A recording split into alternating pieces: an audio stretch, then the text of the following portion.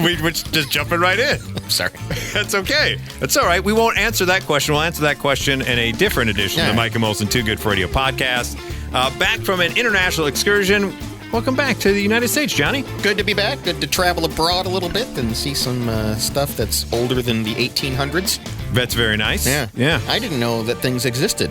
That's true. Yeah, before the motor car? Yeah. You're like, oh, there's things that happened before then? I thought, like, we signed the Declaration of Independence and everything before that was just molten lava. And just dinosaurs. Right, dinosaurs. I was right there with you. Yeah, dinosaurs were up there. I had no idea. In fact, the Boston Tea Party helped by a brontosaurus. That's how they got all the tea into the actual, body of water they did that there. I thought that too. But we'll start with an international flavor since you just got back. Okay. I have 21 of the best jibes you'll hear in Scotland. Oh. These are Scottish insults. Yeah. So I will give you the term or the word. You then tell me what you think it means. Okay. All right? We start with ball bag. Ball bag? Ball bag is a new favorite. Ball bag. What do you think ball bag is? I mean, it sounds testicular. You would be right. Yeah. It literally means scrotum. But it has grown to encompass... Any particular one? Yeah. Just scrotum in general? Just scrotum in general. Okay. Your ball bag. Someone's calling you a scrot. Because, see, I guess I'm picturing that they're always going to involve sheep somehow in their insults. That's true. Yeah. No, this is just any scrotum. You son of a sheep's stomach. Yeah, your ball bag. Yeah, right. But it's any scrotum. It could be whatever animal you want. Next is a group of words that all kind of mean the same thing. Eejit, bampot, numpty, tube, or dafty. Gosh, I love all those. Yes. I love all those. What do you think they all mean? You're just stupid. Correct. Yeah. It's idiot. So it could be an idjit, bampot, numpty, tube, or dafty. I like numpty the best out of all Yosemite those. Sam used to say idjit. All the time. Yeah. I didn't know he was Scottish. I That didn't would either. explain the red hair, I guess. I guess. Those are good, though. Those are good. Next, Numpty. Yeah. Next one. Once again, a group lumped together. Dauber, Fud, Walloper, or Tadger. Oh. That sounds like somebody's whacking it. No, but it does involve the thing that gets whacked. Oh, Yeah, okay. it's just the interchangeable. It's your dangus. Okay. The genitals is your dauber, your fud, your walloper, your tadger. Want to have a go at my walloper? Yeah. Nice fud. That's one good-looking fud right there. That's a nice dauber you got out there. She couldn't get enough of my fud last night. She can't get enough of that dauber. Wow. It really kind of kills the mood, doesn't it? Yeah, it really kind of does. You want some of my fud? Up next is Clipe. Oh, that's it? Clipe? Yeah, Clipe. Clipe? Yeah. That's not that Clipe. That sounds like I don't know, some sort of vermin or something. No, it's someone who's known to gas people up, like get you upset. Like, look at that Clipe over there dancing around, trying to get all people charged up. All right. Yeah. Another one is boot/cow. Boot or cow? Yeah, boot/cow. Somebody fat? Close. It's usually aimed at a woman in a derogatory way. Okay. You boot or you cow. Yeah. What does jobby mean in Scottish? Jobby. Yeah. I'm thinking like white trash. No, it's the Scottish word for shit. Oh, okay. Yeah, exactly. So why does someone not know how to flush the toilet after they've done a jobby? I see. Because I know, and this, I white trash wasn't the right word, but I know like in Australia, if you are a tradesman, they just call you a tradie. Oh, yeah. So when you said a jobby, I just thought it was like some sort of just generic term slang for a worker that nobody likes. Yeah, you ball bag jobby. I'm not comparing the two. Understand? No. Yeah, I understand. Okay. Now we move on to phrases. I'm saying that for the one jobby who's listening to us. We've lost the jobby market now. The jobby market is gone. All right, here's now some of the phrases. Those are just words. Here's some of the phrases. These are, once again, 21 of the best jibes you'll hear in Scotland. You're doing my nut in. You're doing my nut in. Yes. You're doing my nut in. Yeah. It's driving me crazy. You're driving me bonkers. A way to tell someone they're annoying you. Okay, yeah. Combined with some of the insults above for a more devastating effect. You're doing my nut in, you dauber. Yeah. Yeah, that's nice. I like that. Yeah, you're doing my nut in, Yeah. you fud. That sounds like Yeats, some nice poetry. Yes, it really does. It paints a picture. Mm-hmm. Next one, pretty easy. Shut your puss. Sure, I got that one Yeah, right away. shut your face, Shut your mouth, yeah. Your bum's out the window. Your bum's out the window. Yeah. Is that somebody who's also kind of lost it? They're crazy? Yeah, you're talking nonsense. Yeah. When you say something to me like, yeah, your bum's out your window. Oh, yeah. Which I love. Anytime anything Clay and Buck says, I'm just going to say, your bum's out the window. Yeah. My sister recently went to Scotland, and it is profound that it is a version of English that you can't understand. No. But the opposite wasn't true. They understood her perfectly, just speaking regular American English, like you and I are. Yeah. But they were speaking the Scottish. Hey, Would you bum out your window with your tongue, with your foot? Yeah. Yeah. And he had no idea what they're saying. All right, we got a few more here to get to in the jibes you hear in Scotland. Away and bow your heed. It sounds like get the hell out of here and beat it. Beat it. Yeah. Hit the Away bricks. and boil your head is what they're trying to say, by the way. Away and boil your head. Yes, That's which is much great. better. Yeah. Now we have a group of them that all mean kind of the same thing. Face like a well-scalped erse. like bulldog licking piss off a nettle. Wow. And you've got a face like a scalped erse. See, these are so much better. I mean, we just have, you're a jerk, you're an asshole, whatever. Yeah. This is so much more eloquent. Yeah, it means you're ugly. Yeah. Like bulldog licking piss off a nettle. Right. That's what your face look like. Like I love bulldog that. licking piss off. I'm going to start using more of these. Absolutely. You're a reedy. You're a reedy? Yeah, you're a reedy. What are you, like a nerd? Someone who reads a lot? You're Four eyes? You're embarrassing. Oh, you're embarrassing. Yeah. Okay. Bolt. I think we all know what bolt means. You're offy crabbit. You're awfully crabbit. You're offy crabbit. Oh, you're off your crabbit? You're offy crabbit. You're offy crabbit? Yeah, you're offy crabbit. Yeah, again, I'm thinking that the person just lost their mind or they're saying something dumb. No. Grumpy. You're big crabby. Grumpy. Oh, So okay. like crabby. Crabby. You're offy crabbit. Oh, I see. So Yeah. awfully. Yeah, you're awfully crabbit. You're humming.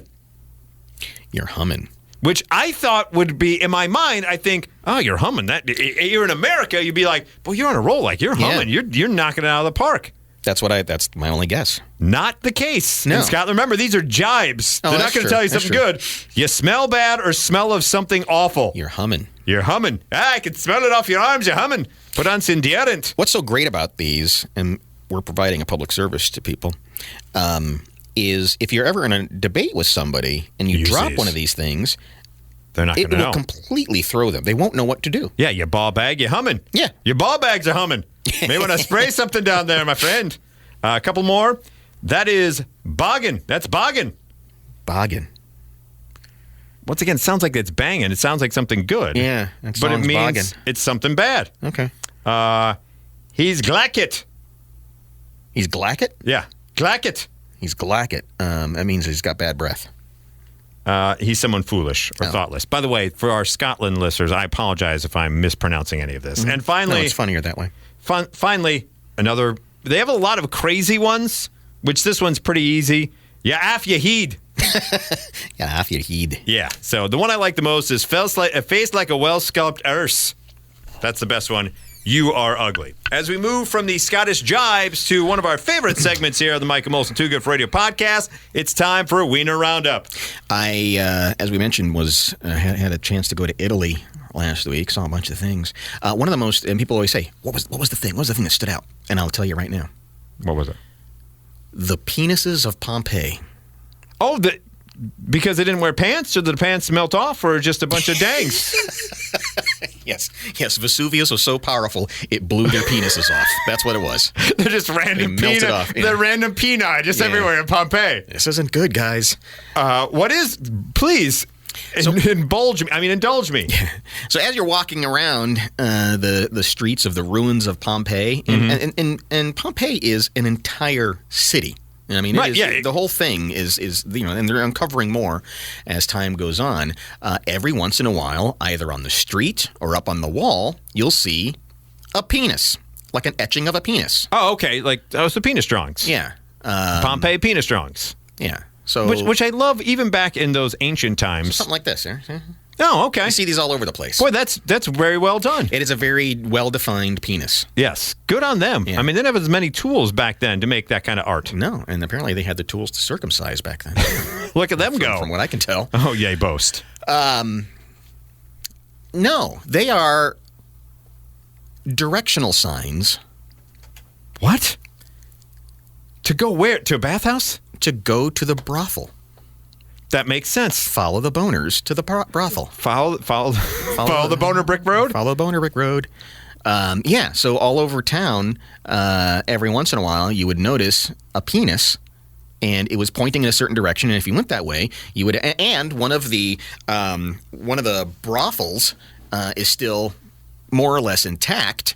Not working. It's still the brothels itself. It's not operational. No, Okay. they went out of business, I think, in 79 AD. Blew their load. Yeah. And so you can walk in, and the thing that is so striking about Pompeii is so many of the walls still have frescoes on there where people painted these decorative things. And in the brothel, there's all these dirty pictures.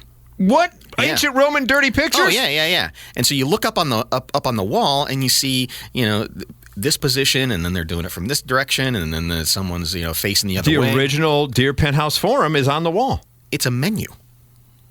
You would walk in and say, I want one of these. Give me one of those. One of those? Yeah. And maybe a bit of this. And there were places in there where the customers would leave ratings. There was even the original Yelp reviews? 2 stars, would not come back. Yeah. 4 stars did. 4 stars loved every bit of it. Yeah, blew my penis off like Mount Vesuvius. did. So is that part of a self-guided tour, or how did you find all this out? Is it an article, or the tour guys saying, hey, you want to check out the penis brothel? Well, it was one of those things that I don't know that they advertised, that they made a big deal about, but I think in recent years people are finding out about the penises of Pompeii. Okay. And they're leaning into it. As well you should. It's fascinating. At the Pompeii gift shop, you can buy earrings in the shape of these wiener etchings. No way. Oh, yeah. They got wiener etching earrings? Yeah. Damn it. I'm sorry, I would have gotten you one. That would have been an excellent anniversary gift for my lovely bride. I'm sorry, I wasn't thinking of you. No. How dare you not think of me when you're on a family vacation? But it's amusing to me how ridiculously horny people in old times were. And and then for us to be like all taken aback by it. Yeah. No wonder the internet is just full of porn. We were doing that even way back then. Because again, our frame of reference of history starts with corsets and big dresses and everything, and very demure. Oh yes, the Puritan, you saw an ankle. Oh, the vapors. Right. That's kind of what you think when you think olden times. But you go back even further, and everyone was just swinging free. Bring big hornball. And I love the fact that they had the visual menu. They were one of the first ones to have that. And in such need that if you're wandering around and going, God, I really need to get to there's the penis. Just follow the penis. Yeah. It knows. Just go right here. Yeah. So if you ask for directions in Pompeii, they would just roll your eyes and say, well, just look at the penis. The penis points the way. The penis knows the way like Toucan Sam. Yeah. Just follow my ween. It always knows. So yeah, it's a fascinating place to visit, and also filthy. Yes, just absolutely pornographic. You learn something new here on this show every time you tune in. It wasn't standing in St. Peter's and seeing the massive throne and walking, in the Colosseum and everything, whatnot, and all these things. It was the thing that stuck with me. I think was the penises of Pompeii. It would be the exact same for me as well. And do you have another wiener roundup story? Or was that the only one? I've been telling everybody about it. As well you should, because that is the number one thing to take away. This also is in Italy. A long forgotten statue, they think maybe was made by Michelangelo, is now in sort of a family dispute. Some 400 years ago, Cardinal Ludovico Ludovici. Okay. I don't know what I just said. I'm offended, though. Whose family went on to produce 2 popes, more than a dozen cardinals, and a smattering of statesmen. Holy cow. Bought what became known as Villa Ludovisi's from Italy's statue. And what it is a carving of the Greek god Pan. The goat thing, right? But with a really crazy expression on his face, and also features an 8-inch erect penis. Okay. Was it Pan's O-face? Is that what they got? They got a statue of Pan's O-face. It may have been, and there have been reports now that this may be a Michelangelo. But would it be though? Was he I mean, that doesn't. Well, I guess it's Pan. It's not a person. You think of David. Yeah. And completely nude. And Right. everybody's eyes go right to that. the wang. And it's not very impressive. No, that's what I'm saying. it's just it sorta- wouldn't lead you anywhere. You No. couldn't see that as a directional use. It's just sort of there. And then you come to this, and it's an 8-incher. Eight-incher. That's what I'm saying. It does. Then how is that Michelangelo? And Is it's in its prone position. I mean, it's like it's ready to go. It's woken up and saying hello. Yeah, it's armed and ready to. In David's defense, he's just kind of standing there. Yeah, he's just standing nothing there. exciting going on. I mean, this is a god. And I guess over the years, it's outside at this property that's now in a family dispute. And Okay. over the years, they have sort of built up hedges around the ding dong, So no one sees so it. that all you really see is like, oh wow, what a what a amazing- magnificent sculpture with what's hiding underneath. Click here for more. In '88, the villa had been passed on to a prince, a Roman noble. 15 years later, he met this woman who previously lived here in the U.S., and they married in 2009, and they're going on. And now they left this villa to his wife in his will, but after his death, his 3 sons disputed ownership.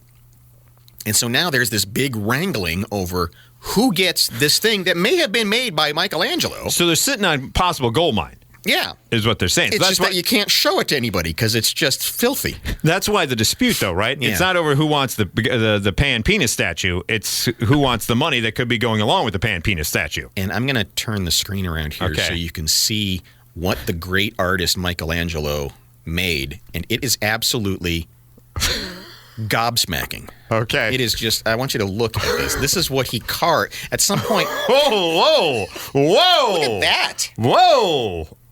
Yeah, that's something else right there. That'll lead you to a brothel. And so it's one of those, But it's the goat from the waist down. right, except for that, yeah. Except for that, And it's big. it is. And it's like going straight, you know, It's basically I don't want to get too descriptive, but it's basically cleaning out Pan's belly button. right. It's not sticking out like a flagpole. No, it's basically It's like, some guy's got that extra hinge. it looks like a Bezos rocket. Is where it's heading. It's just brrr. Yeah, I don't know if guys are like, How high up do the hedges go? You don't even know it's Pan at Right, that point. that's true. Or is it just like a strip that covers that? it's. I would say it's very distracting. You know, you can't, is. it's You really can't- hard to appreciate the statue in its entirety. You can't take it all in. Yeah, when you've got this crazy, absolute, ridiculous. Holy cow! Yeah, so that's That's yeah, quite the just dispute Rome, that going just on there. A bunch of horn Horny- dogs. Over there. over. Yeah, Stupid. good Lord. Yeah. Here's a guy who couldn't stop himself. Let me introduce you to Theodore Morgan Van III. He is charged with 2 counts of possession of controlled substance, public sexual indecency, and possession of drug paraphernalia, and bringing drug paraphernalia into a government facility. This happened in Arkansas. On October 8th, around 12:45 a.m., a Baxter County deputy noticed a car at a commercial storage facility. The deputy approached the quote-unquote rocking car and saw Morgan in the car being sexual with a stuffed animal. Oh, So, yeah, things were going on with a stuffed animal. does it say which kind of stuffed animal? It doesn't get into Okay. specifics. Because on one hand, it doesn't matter, but on the other hand, it kind of matters. Yeah. You know? Yeah, it kind of does. If it's a teddy bear, that's one thing. Yeah. If it's a horse, That's another thing. If it's or a unicorn, or a squishmallow, that would be another thing altogether. You don't want to defy your squishmallow. right? I think it. Some of it. But I don't know. anyway, at that point, even though it's 12:45 at night, and you're doing your weirds, that's something you do at home, right? You shouldn't be having sex with a stuffed animal at all. Yeah. But why are you going out to the middle of a storage facility at 12:45 to do whatever it is you're doing with that poor stuffed animal? That really should. I mean, if you're into some freaky stuff, as Mike likes to say, to each his own. Yes, and do it at home. If you're into freaky stuff, do it. Be freaky. or be the- freaky where no one's gonna happen upon you. Or that's why a by-the-hour motel was invented. Just go there. So the deputy was able to arrest him, search his car. According to investigators, that's when they found a purse that had the drug paraphernalia inside of old Theodore Morgan Van III, you gross, gross individual. Well, we've covered the sex part of the Sex and Poo podcast. Now, quickly, just want to get to this particular story. You just flew internationally. These poor folks on EasyJet. A flight was canceled as passengers made to disembark after someone on board the aircraft apparently defecated on the airplane bathroom floor. Oh, The The flight on Sunday evening from the Spanish island of Tenerife to London had been already delayed for several hours. So they've been waiting. Passenger on board says the flight had already run into trouble pre-departure, yada, yada, yada. Those who made it on board 2 hours after their scheduled departure then had to wait on the ground for more than an hour while the bags were offloaded because of an aircraft being overweight.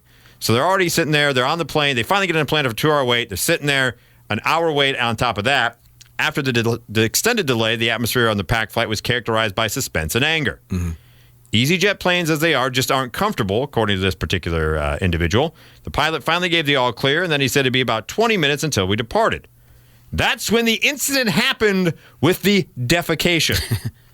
He said he was seated in the middle of the aircraft, but saw 2 passengers visit the front airplane bathroom.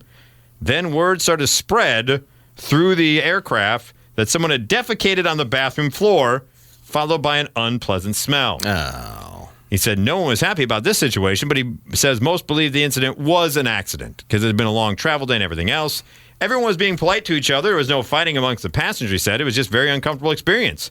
Obviously, the plane was in an unsanitary state, so they had to get external cleaners out from the airport to clean it. So that's when the stairs reconnected and the cleaners came up on the deep clean of the flooring.